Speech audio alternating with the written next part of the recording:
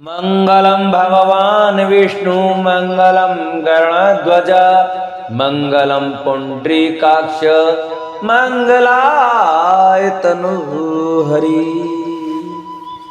जय श्री कृष्ण।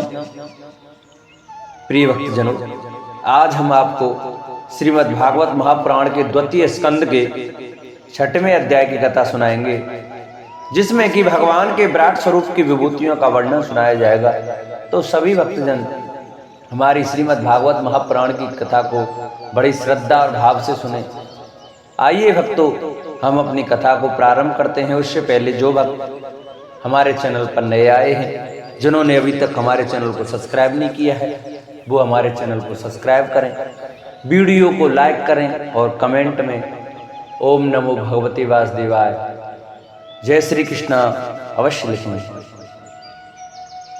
ब्रह्मा जी कहते हैं, उन्हीं विराट पुरुष के मुख से वाणी और उसके अधिष्ठात्र देवता अग्नि उत्पन्न हुए हैं।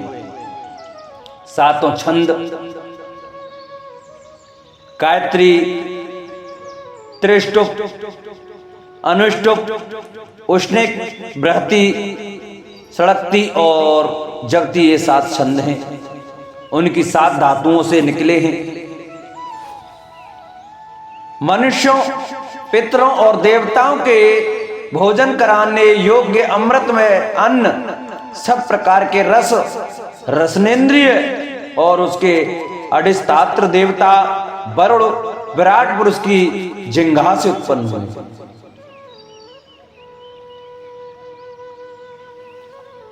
जिह्वा से उत्पन्न हुए हैं। उनके नासा छिंद्रों से प्राण, अपान, व्यान, उदान और समान, ये 5 प्राण और वायु तथा घ्राणेन्द्रियां से अश्विनी कुमार समस्त औषधियां एवं साधारण तथा विशेष गंध उत्पन्न हुए हैं। उनकी नेत्रेंद्रिय रूप और तेज की तथा नेत्र गोलोक, स्वर्ग और सूर्य की जन्मभूमि है। समस्त दिशाएं और पवित्र करने वाले तीर्थ कानों से तथा आकाश और शब्द श्रोतेंद्रियों से निकले हैं। उनका शरीर संसार की सभी वस्तुओं के सार भाग तथा सौंदर्य का खजाना है। सारे यज्ञ, स्पर्श और वायु उनकी त्वचा से निकले हैं। उनके रोम सभी उद्भिज पदार्थों के जन्म स्थान है, अथवा केवल उन्हीं के जिनसे यज्ञ संपन्न होते हैं। उनके केश, दाढ़ी, मूछ और नखों से मेघ, बिजली, शिला एवं लोहा आदि धातुएं तथा भुजाओं से प्राय संसार की रक्षा करने वाले लोकपाल प्रकट हुए हैं।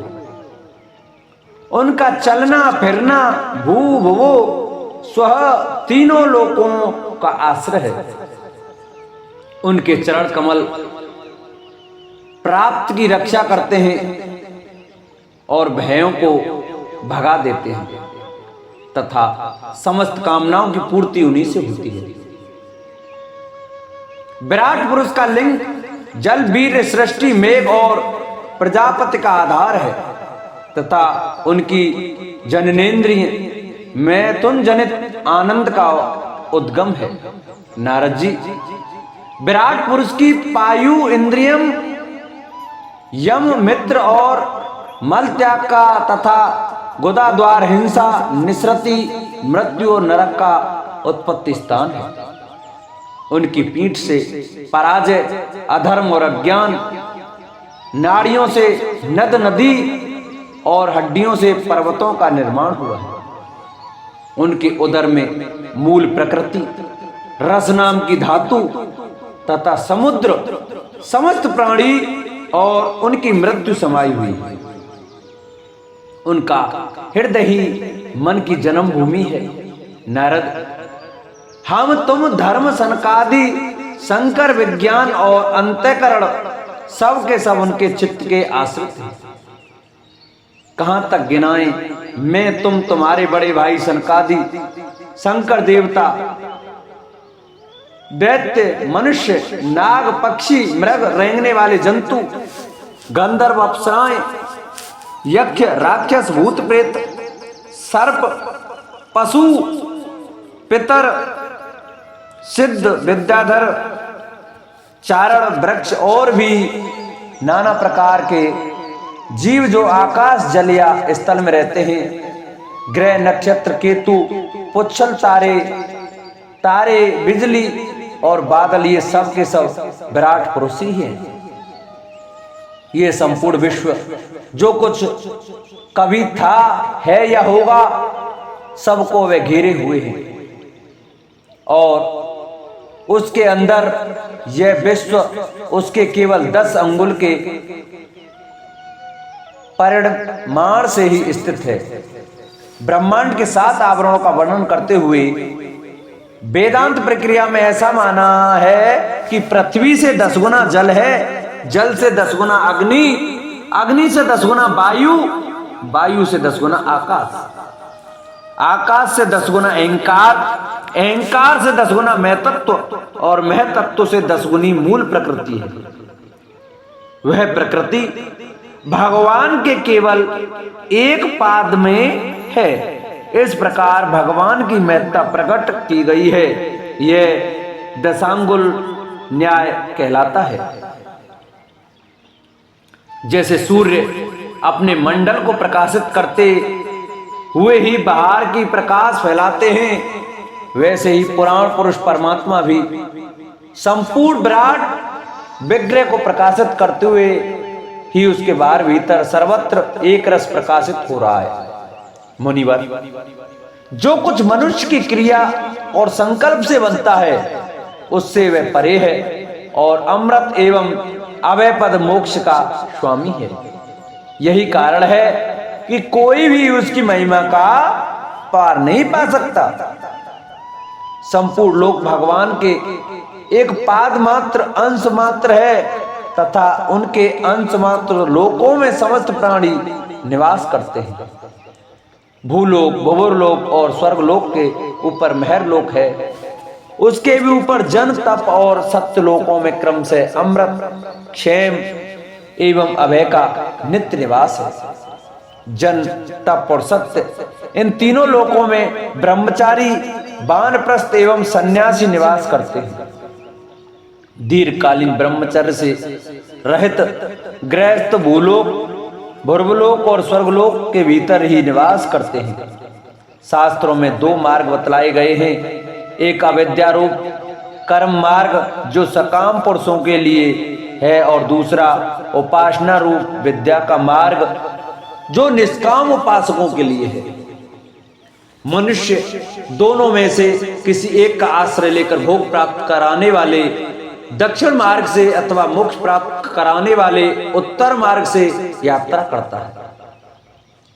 किंतु पुरुषोत्तम भगवान दोनों के आधारभूत हैं। जैसे सूर्य अपनी किरणों से सबको प्रकाशित करते हुए भी सबसे अलग हैं, वैसे ही जिन परमात्मा से इस अंड की और पंचभूत एकादश इंद्रिय एवं गुण में विराट की उत्पत्ति हुई है, वे प्रभु भी इन समस्त वस्तुओं के अंदर और उनके रूप में रहते हुए भी उनसे सर्वथा अतीत हैं। जिस समय इस विराट पुरुष के नाभि कमल से मेरा जन्म हुआ, उस समय इस पुरुष के अंगों के अतिरिक्त मुझे और कोई भी यज्ञ की सामग्री नहीं मिली।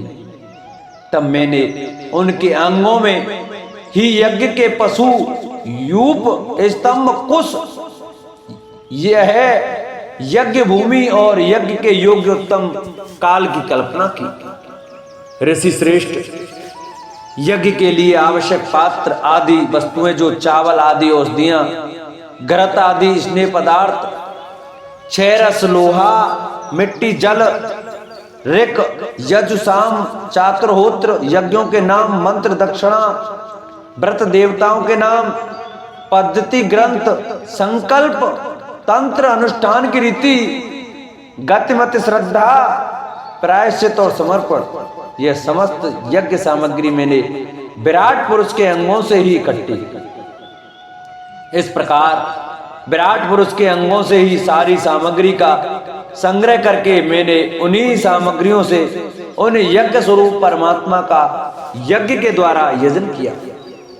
तदंतर तुम्हारे बड़े भाई इन 9 प्रजापतियों ने अपने चित्त को पूर्ण समाहित करके विराट एवं अंतर्यामी रूप से स्थित उस पुरुष की आराधना की। इसके पश्चात समय समय पर मनु ऋषि, पितर, देवता, दैत्य और मनुष्यों ने यज्ञों के द्वारा भगवान की आराधना की। नारद, यह संपूर्ण विश्व उन्हीं भगवान नारायण में स्थित है जो स्वयं तो प्राकृतिक गुणों से रहित हैं, परंतु सृष्टि के प्रारंभ में माया के द्वारा बहुत से गण ग्रहण कर लेते हैं। उन्हीं की प्रेरणा से मैं इस संसार की रचना करता हूं। उन्हीं के अधीन होकर रुद्र इसका संहार करते हैं और वे स्वयं ही विष्णु के रूप से इसका पालन करते हैं, क्योंकि उन्होंने सत्व, रज और तम की 3 शक्तियां स्वीकार कर रखी हैं। बेटा, जो कुछ तुमने पूछा था उसका उत्तर मैंने तुम्हें दे दिया। भाव या अभाव, कार्य या कारण के रूप में ऐसी कोई भी वस्तु नहीं है जो भगवान से भिन्न हो। प्यारे नारद, मैं प्रेम पूर्ण एवं उत्कंठित हृदय से भगवान के स्मरण में मग्न रहता हूं। इसी से मेरी वाणी कभी असत्य होती नहीं दिखती। मेरा मन कभी असत्य संकल्प नहीं करता और मेरी इंद्रियां भी कभी मर्यादा का उल्लंघन करके कुमार्ग में नहीं जाती। मैं वेद मूर्ति हूं। मेरा जीवन तपस्या में है। बड़े बड़े प्रजापति मेरी वंदना करते हैं और मैं उनका स्वामी हूं। पहले मैंने बड़ी निष्ठा से योग का सर्वांग अनुष्ठान किया, परंतु मैं अपने मूल कारण परमात्मा के स्वरूप को नहीं जान सका, क्योंकि वे तो एकमात्र भक्ति से ही प्राप्त होते हैं। मैं तो परम मंगल में एवं शरण आए हुए भक्तों को जन्म मृत्यु से छुड़ाने वाले परम कल्याण स्वरूप भगवान के चरणों को ही नमस्कार करता हूं। उनकी माया की शक्ति अपार है। जैसे आकाश अपने अंत को नहीं जानता, वैसे ही वे भी अपनी महिमा का विस्तार नहीं जानते। ऐसी स्थिति में दूसरे को उसका पार पा ही कैसे सकते हैं। मैं, मेरे पुत्र, तुम लोग और शंकर जी भी उनके सत्य स्वरूप को नहीं जानते। तब दूसरे देवता तो उन्हें जान ही कैसे सकते हैं। इस प्रकार हम सब इस प्रकार मोहित हो रहे हैं कि उनकी माया के द्वारा रचे हुए जगत को भी जीव ठीक ठीक नहीं समझ सकते। अपनी अपनी बुद्धि के अनुसार ही अटकल लगाते हैं। हम लोग केवल जिनके अवतारों की लीलाओं का गान ही करते रहते हैं, उनके तत्व को नहीं जानते। उन भगवान के श्री चरणों में मैं नमस्कार करता हूं। वे अजन्मा एवं पुरुषोत्तम हैं। प्रत्येक कल्प में वे स्वयं अपने आप की ही सृष्टि करते हैं, रक्षा करते हैं और सहार कर लेते हैं। वे माया के लेस से रहित केवल ज्ञान स्वरूप हैं और अंतरात्मा के रूप में एक रस स्थित हैं। वे तीनों काल में सत्य एवं परिपूर्ण हैं। न उनका आदि है न अंत। वे तीनों गुणों से रहित सनातन एवं अद्वितीय हैं। नारद, महात्मा लोग जिस समय अपने अंतःकरण, इंद्रिय और शरीर को शांत कर लेते हैं, उस समय उनका साक्षात्कार करते हैं। परंतु जब असत पुरुषों के द्वारा कुतर्कों का जाल बिछाकर उनको ढक दिया जाता है, तब उनके दर्शन नहीं हो पाते। परमात्मा का पहला अवतार विराट पुरुष है। उसके सिवा काल, स्वभाव, कार्य, कारण, मन, पंचभूत, अहंकार, तीनों गुण, इंद्रियां, ब्रह्मांड, शरीर, उसका अभिमानी, स्थावर और जंगम जीव, सब के सब उन अनंत भगवान के ही रूप हैं। मैं शंकर, विष्णु, दक्ष आदि प्रजापति, तुम और तुम्हारे जैसे अन्य भक्तजन, स्वर्गलोक के रक्षक, पक्षियों के राजा, मनुष्य लोक के राजा, नीचे के लोकों के राजा, गंधर्व, विद्याधर और चरणों के अधिनायक, यक्ष, राक्षस, सांप और नागों के स्वामी महर्षि पितृपति दैत्येंद्र, सिद्धेश्वर, दानवराज और भी प्रेत पिशाच, भूत, कुष्मांड, जल जंतु, मृग और पक्षियों के स्वामी एवं संसार में और भी जितनी वस्तुएं ऐश्वर्य, तेज, इंद्रिय बल, मनोबल, शरीर बल या क्षमा से युक्त हैं अथवा जो भी विशेष सौंदर्य, लज्जा, वैभव तथा विभूति से युक्त हैं एवं जितनी भी वस्तुएं अद्भुत वर्ण वाली, रूपवान या अरूप हैं, वे सब के सब परम तत्व में भगवत स्वरूप ही हैं। नारद, इनके सिवा परम पुरुष परमात्मा के परम पवित्र एवं प्रधान लीलावतार भी शास्त्रों में वर्णित हैं। उनका मैं क्रम से वर्णन करता हूँ। उनके चरित्र सुनने में बड़े मधुर एवं श्रवणेंद्रियों के दोषों को दूर करने वाले हैं। तुम सावधान होकर सुनो। बोलो भागवत भगवान की जय। भक्तजनों, आज की कथा को हम यहीं विश्राम देते हैं। उसके आगे की कथा में कल हम आपको भगवान के लीला अवतारों की कथा सुनाएंगे।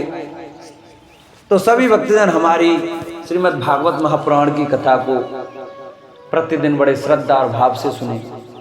जो भक्त हमारे चैनल पर नए आए हैं, जो हमारी वीडियो नए देख रहे हैं, जिन्होंने अभी तक हमारे चैनल को सब्सक्राइब नहीं किया है, वो हमारे चैनल को सब्सक्राइब करें, वीडियो को लाइक करें और शेयर करें, चैनल को सब्सक्राइब करें और कमेंट में ओम नमो भगवते वासुदेवाय, जय श्री कृष्णा, राधे राधे अवश्य लिखें। बोलो भागवत भगवान की जय। बोलो सुखदेव भगवान की जय। बोलो परीक्षित महाराज की जय। जय जय श्री राधेश्याम।